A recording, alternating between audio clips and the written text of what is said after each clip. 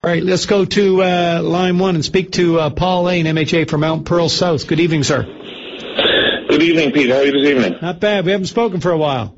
No, we have not. That little story you just talking about there, how's that for hypocrisy, eh? I tell you, it's out there. It's amazing. It's Unreal. amazing. Unbelievable. Anyway, Pete, before I get on to my subject, I just wanted to very quickly throw a bouquet to the staff and the board of directors of municipalities Newfoundland and Labrador. I had the pleasure of attending the annual convention in Gander this past weekend, and certainly for me it was just like going home. Having been served as a councillor, deputy mayor in the city of Mount Pearl for 8 years, I have a lot of fond memories, and I actually served on the board of municipalities Newfoundland and Labrador as Avalon director as well. I have a lot of friends and acquaintances there, and it was great to get out there and interact with them, hear what they all had to say. There were some great sessions, very well organized events. So, how was it for you now, as a person who's usually going there on the other side of things? Do they remember all of your time served, and or now are you just another provincial politician on the government side that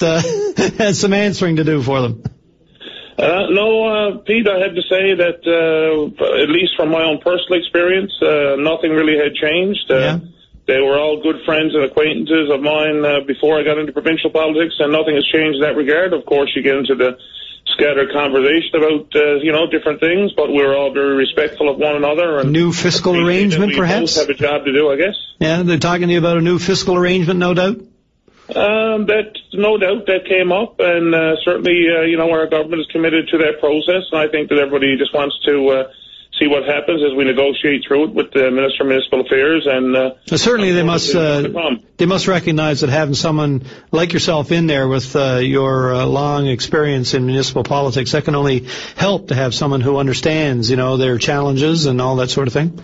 Well, I would suggest to you that certainly, I can't say the exact number, but I would say, just as a guesstimate, I would say at least half of our caucus are former mayors, deputy mayors, and councillors. So, we certainly have a great appreciation for the challenges that face municipalities, and we're certainly committed to work with them. We've made some significant improvements over the last number of years in terms of increases in municipal operating grants, in terms of a better cost-sharing formula for multi-year capitals and roads, and we've certainly increased those budgets and continue to work with municipalities. And the Minister is committed now to working with M&L on this new fiscal arrangement. So, we have a great relationship with M&L, and I'm sure that's only gets stronger as time goes by. All right, sir.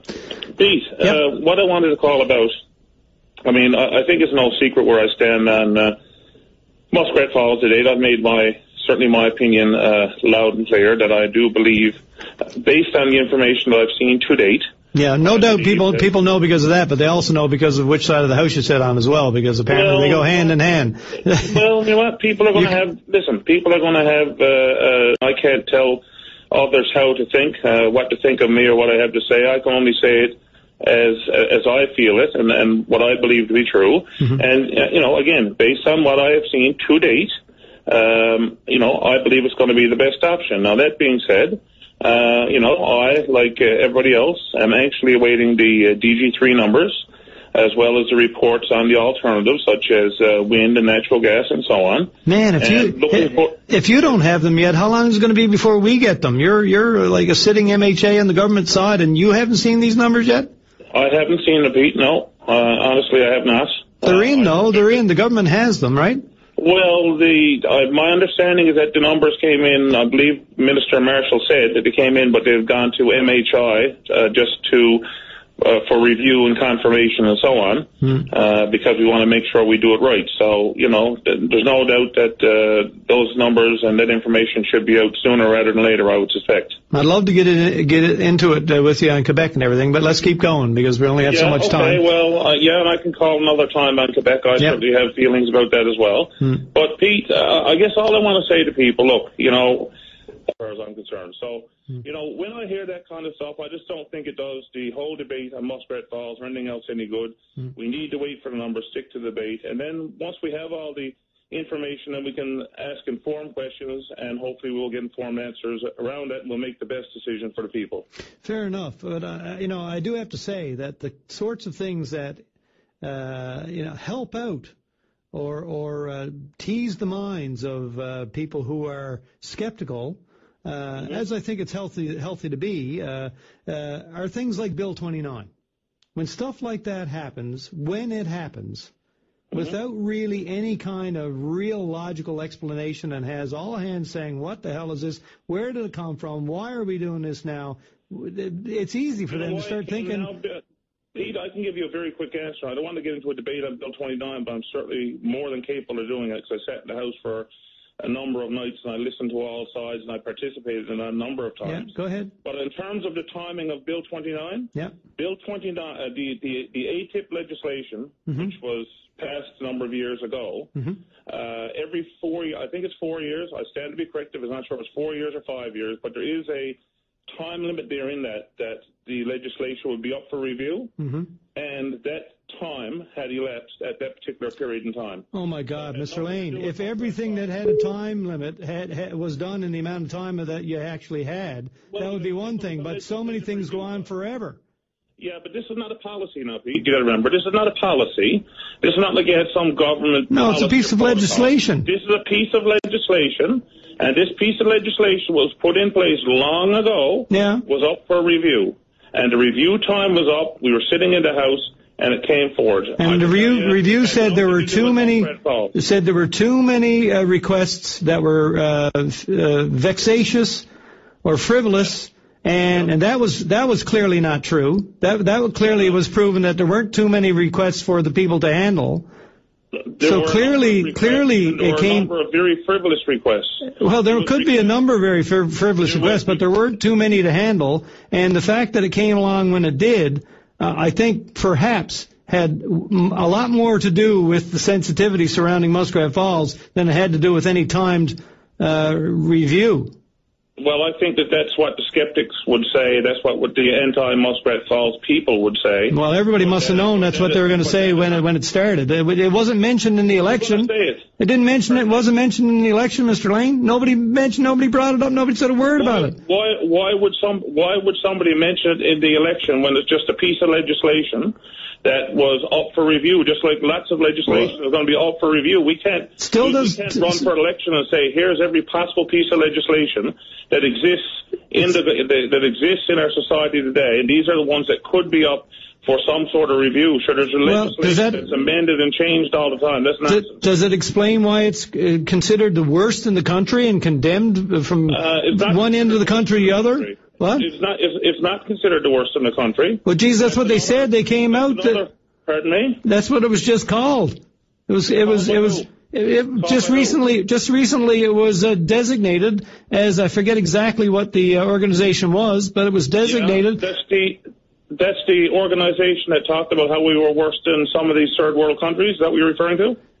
Could very well be. Doesn't matter to me. It is far and wide condemned as a regressive piece of legislation that essentially stops people's access to information. There's no way around that. There's no way around that. Pete, that is totally incorrect. And if we have time, I will call in again on another occasion, and we can have a good discussion on Bill 29. I have no problem talking about Bill 29. All that's happening here is that because of the timing of it, is that the anti-Muskrat Falls people, the skeptics, are just using it as another excuse to shoot down Muskrat Falls.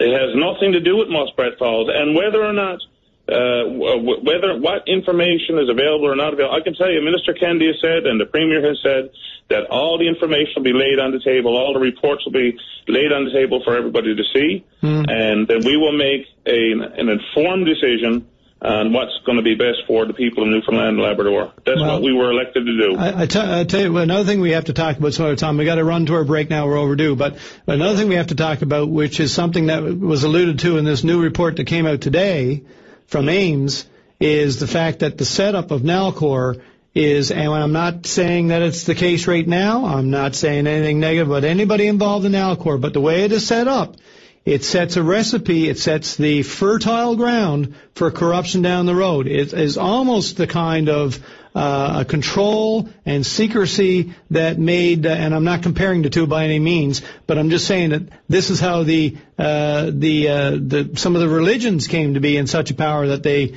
ended up being corrupted and doing the damage they did. If you allow people to have that level of security and to deny the public the information of what's going on with their money, a public company without the checks and balances of regulation, I'm telling you, man, it is a recipe for trouble down the road. I'm not saying it's there right now, but I'm saying there's something wrong with that setup, and we need to talk about that at some point. Well, Pete, I'm always happy. I've never been one to shy away from a debate or a conversation with anybody. Whether when I was a member of council, I was very outspoken as an MHA. I'm also very outspoken. I have no problem talking or debating with you on any subject whatsoever. Okay, let's do it. I got to run now because I'm getting flapped at. No, listen, I totally. Yep. Listen, do you want to sit down and talk about it sometime or call in and talk about it sometime? I have no problem doing that. Okay, sir. Thank you very much. Appreciate it. You have a good night. You too. Bye-bye. All right, bye. All right, we are going to our break. I'm a bad boy again. We'll be back in just a couple of minutes and continue the show.